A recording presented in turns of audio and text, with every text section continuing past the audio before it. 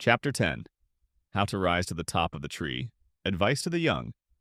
One of my Irish ancestors entered the service of John Company and succeeded in shaking the pagoda tree. In other words, he made a fortune. Now I am an ancestor myself, and I spend my waking hours shaking the pagoda tree on Madison Avenue. How is it done? After watching the careermanship of my own employees for 14 years, I have identified a pattern of behavior which leads rapidly to the top. First, you must be ambitious, but you must not be so nakedly aggressive that your fellow workers rise up and destroy you. If you go straight into an advertising agency after leaving the Harvard Business School, conceal your arrogance and keep up your studies. After a year of tedious training, you will probably be made an assistant account executive, a sort of midshipman.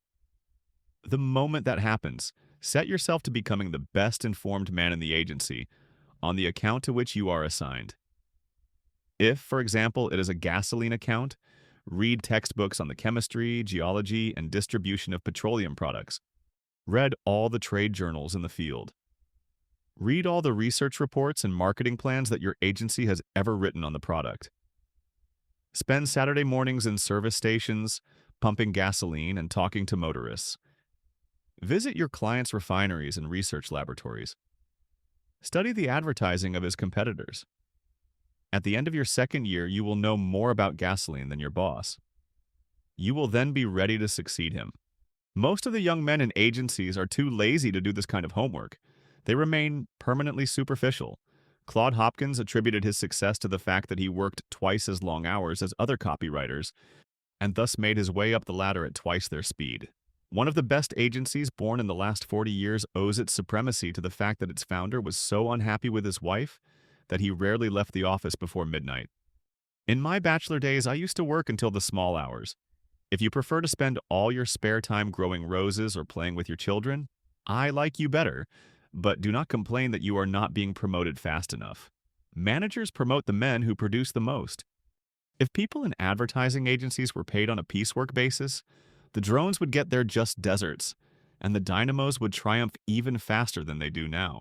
When Dr. William B. Shockley studied the creativity of scientists in the Bell Laboratories, he discovered that those in the most creative quartile applied for 10 times as many patents as those in the least creative quartile, but were paid only 50% more. Unfair? Yes, I think so. Albert Lasker used to pay the less productive copywriters at Lord & Thomas $1,000 a week, but he paid Claude Hopkins $50,000 for every $1 million worth of advertising he wrote. A profitable time was had by all: Lasker, Hopkins, and their clients. Nowadays, it is the fashion to pretend that no single individual is ever responsible for a successful advertising campaign. This emphasis on teamwork is bunkum, a conspiracy of the mediocre majority. No advertisement, no commercial, and no image can be created by a committee.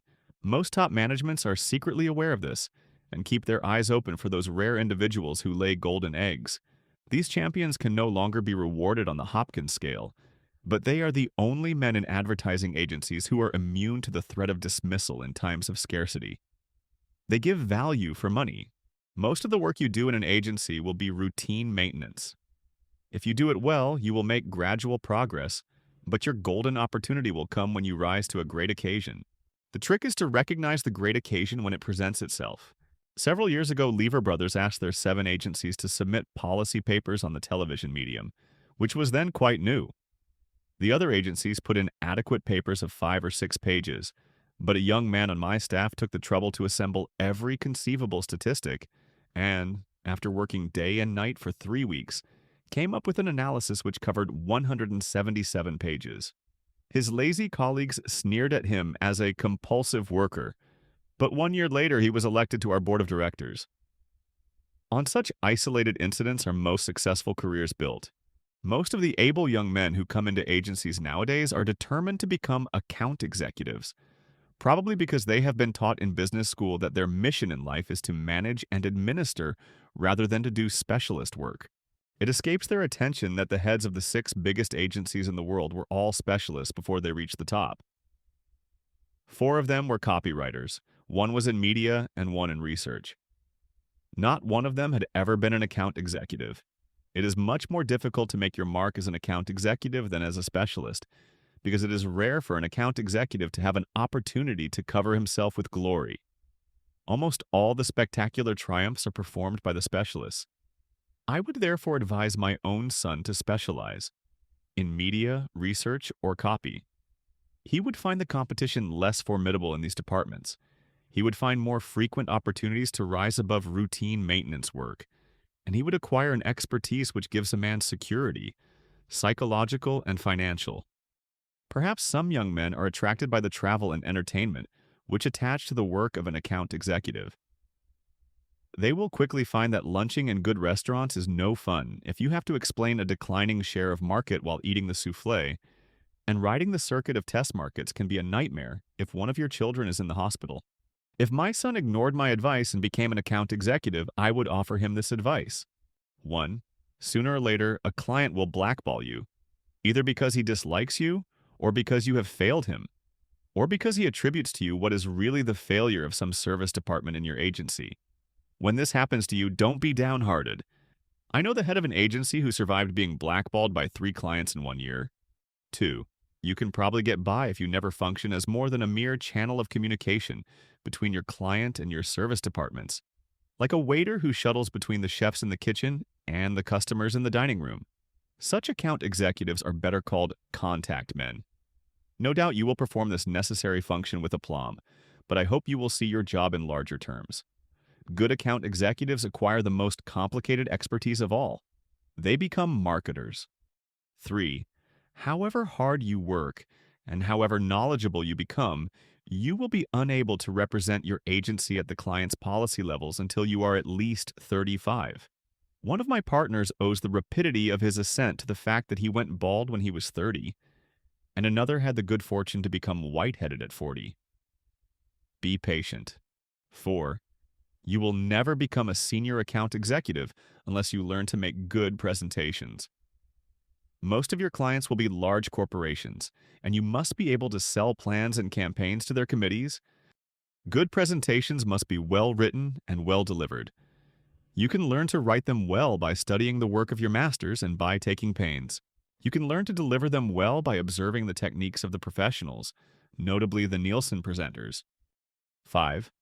Do not make the common mistake of regarding your clients as hostile boobs. Make friends with them. Behave as if you were on their team. Buy shares in their company. Try not to become entangled in their politics. It would be a pity to lose an account because you backed the wrong horse. Emulate Talleyrand, who served France through 7 regimes, and the Vicar of Bray. Whatsoever king shall reign, I will be the Vicar of Bray, sir. 6. In your day-to-day negotiations with clients and colleagues, fight for the kings, queens, and bishops, but throw away the pawns. A habit of graceful surrender on trivial issues will make you difficult to resist on those rare occasions when you must stand and fight on a major issue. 7. Don't discuss your client's business in elevators and keep their secret papers under lock and key. A reputation for leaking may ruin you. 8. When you want to plant an idea in the mind of a copywriter or research director, do it privately and tactfully. The poacher is not popular on Madison Avenue. 9. If you are brave about admitting your mistakes to your clients and your colleagues, you will earn their respect. Candor, objectivity, and intellectual honesty are a sine qua non for the advertising careerist. 10. Learn to write lucid, inter-office memoranda. Remember that the senior people to whom they are addressed have more on their plates, and in their briefcases, than you do. The longer your memos, the less likely they are to be read by men who have the power to act on them. In 1941, Winston Churchill sent the following memo to the First Lord of the Admiralty.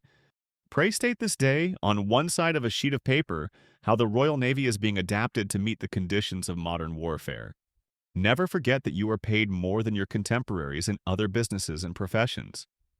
There are 3 reasons for this. First, the demand for able advertising men is greater than the supply. Second, the fringe benefits, while substantial, are less than you would receive in the Army or many manufacturing corporations. Third, there is less security of tenure in advertising than in most other jobs. Try your damnedest to keep your expenditure below your income so that you can survive a period of unemployment. Take up the options you were given to buy stock in your agency and invest in other directions. Social Security is mighty short commons for an advertising agent of 65.